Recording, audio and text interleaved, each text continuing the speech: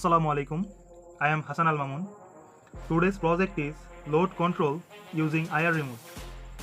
Many of us have room light and fan switches a little far from the bed. So we find it annoying to get out of bed, switch off and return to bed in the dark. What if we can control our room lights and fan using the TV remote that we use at home? We can control not only the room lights and fans, but also any load like water pump, outdoor lamp, light or fan in the next room, etc. while lying in bed do this project. To show the demo of the project, I am using 3 loads, 2 bulbs and a buzzer.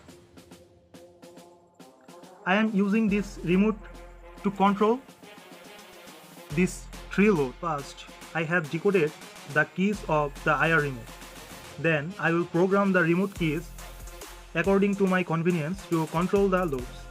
To turn on the white bulb, I will use this key of the remote, and to turn off, I will use this key.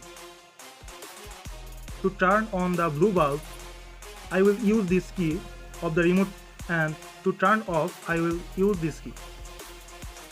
To turn the buzzer, I will use this key of the remote, and to turn off, I will use this key. Programming is finished. Let's see the project practically.